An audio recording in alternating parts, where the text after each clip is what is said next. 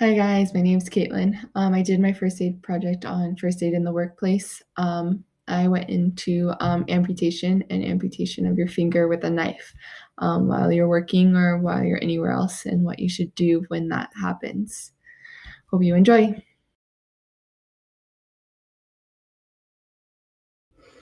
So to give you guys a little background information on my project, I did my project as if I was at work, which I work at Panera Bread. Um, I did it as if it was one of our busy days, a Bagel Tuesday, and one of my associates was cutting bread, and she wasn't using the proper safety equipment, and she actually cut off her finger and completely amputated it, causing me to have to perform first aid on her and her finger. Hi, welcome in. Oh no! What you would first do would be to address the situation and ask if he or she is okay. In this instance, I use one of my female associates. Ask if they're okay. You can kind of tell if they are okay based on, if they're breathing, if they're unconscious, if they're not conscious. And then just to adjust the situation to see if there's anything dangerous that's still happening, whether it's a machinery, is that turned off? Are you and your first aid, who you're giving first aid to, in a dangerous situation, and kind of moving those out of the way or trying to get yourself safe, and then addressing the situation on, what is going on with the finger, the limb, anything like.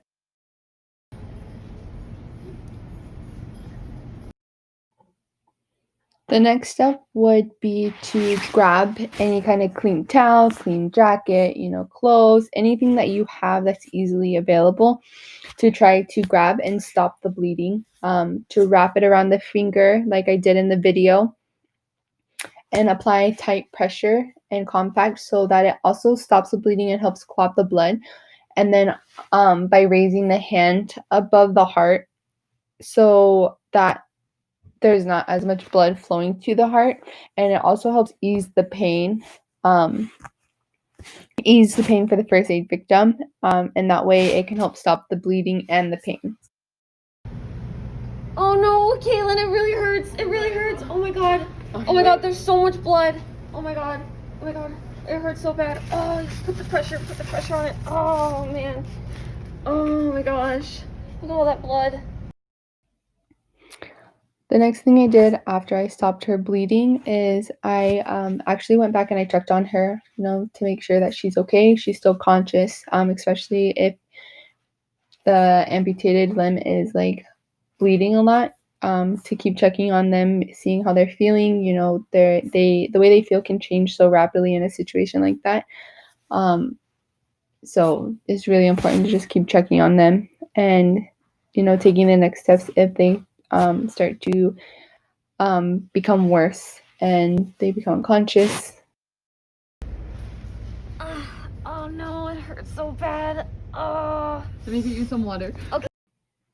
The next thing I did was I actually retrieved her finger. I was able to pick it up with a towel, and then you always want to make sure that you put the finger in a plastic bag or like on a towel before putting it directly on the ice, so that keeps the finger alive, as you would say, and that it's able for it to be attached at the hospital. Looks good though. After I went through the steps of retrieving the finger, I went back and talked to the person I was giving first aid to, and we reassessed the situation and how she felt, and if she felt she needed to be transported to the ER by an ambulance, or if she was okay to just be driven there.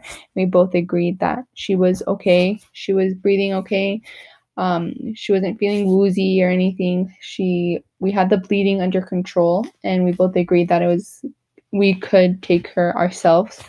And that's when we got in the car and we took her to the ER.